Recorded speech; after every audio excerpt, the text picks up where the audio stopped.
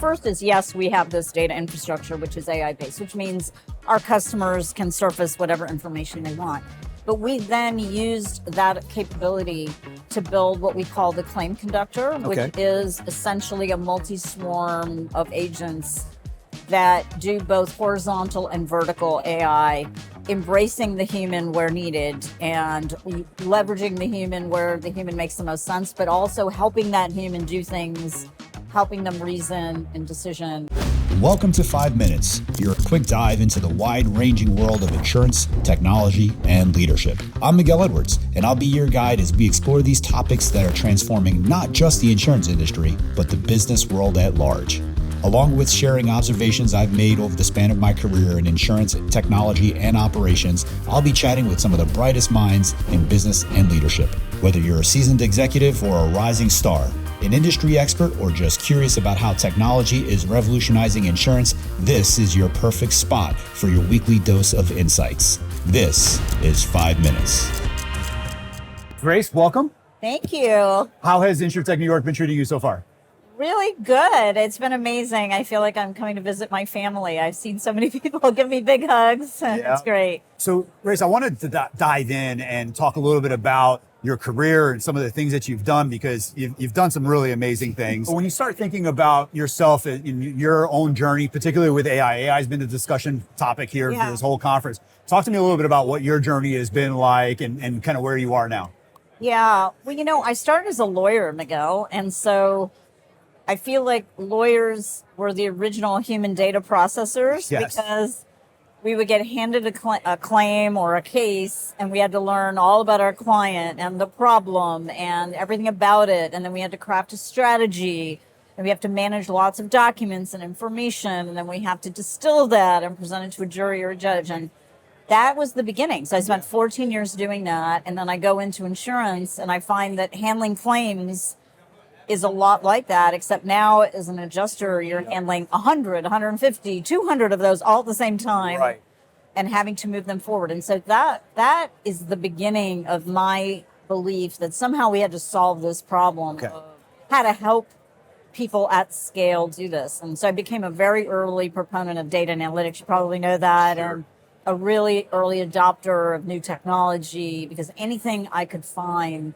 to help my team accelerate their ability to handle claims well and to take care of all the stakeholders was, to me, a plus. I'm very curious as to how you kind of overcome that resistance, that technology resistance. Yeah. Well, I think every company is different and the level of resistance is different. So, for instance, I was at HomeSite, which was the first insurtech, and they had a lot of in-house developers. And it was at HomeSite I achieved the most in terms of impact, in terms of cost per claim, outcomes, the ability to ingest new technologies, because they had their own mature tech team, mature data analytics team, versus other companies. Like, I remember one company, they just put in this new claim system and it didn't do the reinsurance layoffs, which is kind of a technical thing. But I kept saying, why doesn't it do this? Because it was built by a reinsurance company. And it turned out the tech people didn't even realize it could do that. Right. So it wasn't even bringing new technology. It was leveraging the capability of the technology they already had. Yeah. They didn't know how to do that. I've learned to be very detailed. I have personally been known to do spreadsheets itemizing different functionality and ROIs by line item to bring it to the level of the executives to say, I know you don't think there's value here, but there is value here. And here's your internal cost to implement. Here's the return if you implement it, and the run rate, the break even. I've just learned to master those, and it's made a difference. It's allowed me to achieve results a lot of people haven't been able to achieve, actually. I love that. So really hitting on that why is critical, especially at that executive level. But something you said is kind of interesting to me, and I heard this a little bit on some of the panels. I feel like from your comment, these tech-native insurance companies have an inherent advantage over perhaps some of the legacy carriers because they're starting from the technology. Is that a fair assessment? I think what's a fair assessment is if you start with a data structure that is accessible to AI tools, yes, you have an inherent advantage, because most of these insurance companies, Their data is stored in multiple different systems. Yes. They may not even be fully in the cloud. They may not have their data stored in a lake in a way that you can access it, or it's stored in a tabular form. So if you're AI native, which you asked that question to begin with, and we're an AI native TPA, it's because we started ground up from a data architecture where our data is semi-structured, and we can structure it if we need to. Sure. But to get to it, we don't have that base level limitation around our data. We can literally surface any information that a customer wants without having to go through all of the more traditional warehousing.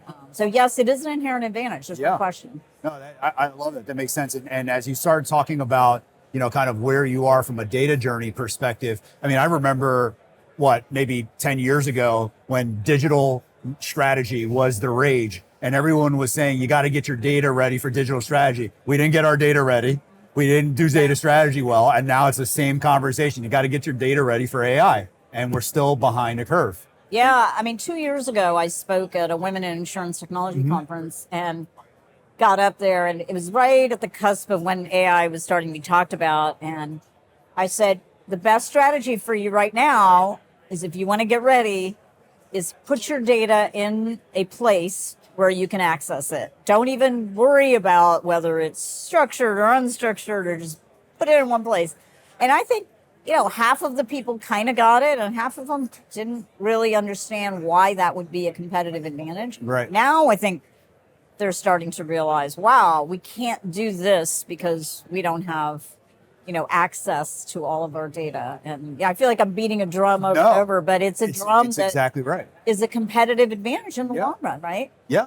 So carry that competitive advantage forward just a little bit, Grace, because I know you run a TPA. So talk a little bit about that TPA, the operations, and the competitive advantage that you enjoy as a result of that mental model. Yeah. Well, we have multiple layers of competitive advantage. So the first is, yes, we have this data infrastructure, which is AI based, which means our customers can surface whatever information they want. But we then used that capability to build what we call the claim conductor, which is essentially a multi-swarm of agents that do both horizontal and vertical AI, embracing the human where needed and leveraging the human where the human makes the most sense, but also helping that human do things, helping them reason and decision. So if you engage with us, you're going to get highest quality, because we can drive highest quality down to the individual adjuster level, but we can also surface deviations from quality. So our defect rates are going to be materially lower. We don't work on a diary. We work on a push task-based system, so activity-based system, which means claims don't sit even 2 or 3 days for things to happen. Things get done right away or teed up right away. So we're bringing together efficiency, automation. We believe is kind of a byproduct of building the right, solutions. You're going to get a data infrastructure and analysis that is, superior, and you're going to get incredible experience. I mean, I have tremendous experience. We're hiring. We have a hiring profile. One of our team members came from D.E. Shaw's human capital, area where they hire the best, and where we've actually built a structure to hire in people who are able to work with AI and who can interact with it really effectively to drive best outcomes. You're hitting on something, by the way, that I haven't heard anybody talk about yet since I've been here, which is the human capital element of this. Yeah. And so I'd love for you to dive in just a little bit more around perhaps the profile and what that profile looks like as folks think about hiring the right talent. What's that profile for that person? Yeah. Well, number one is intellectual agility. Okay.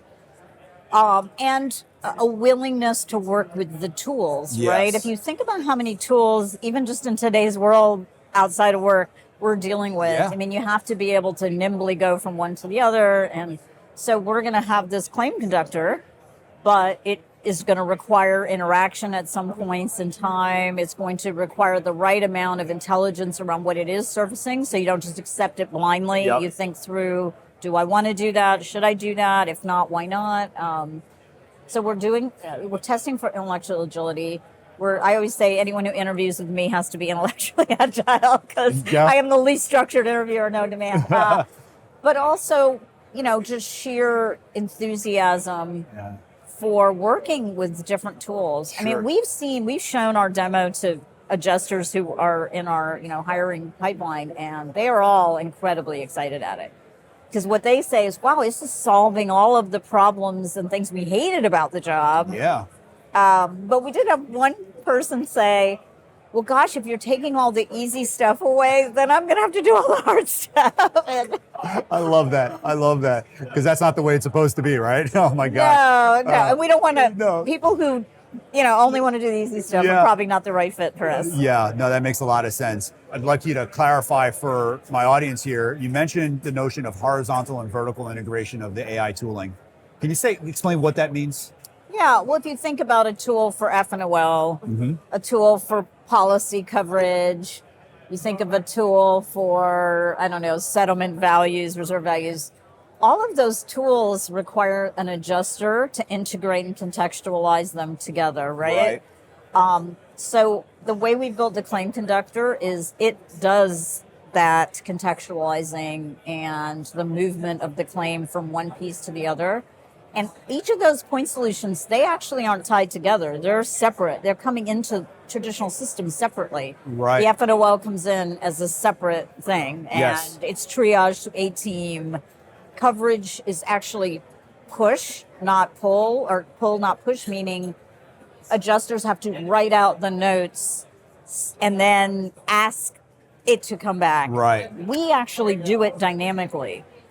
So the moment, there isn't really an F&OL. The moment the information comes in, Sure. our system immediately contextualizes it around whatever's in the file. And if something new comes in the file, it recontextualizes it. So coverage isn't necessarily static. I mean, there might be some new part of the claim that comes in later, and that part might not be covered, even though if the initial part Sure. is covered. So our system will recognize, oh, wow, there's a new request in the system.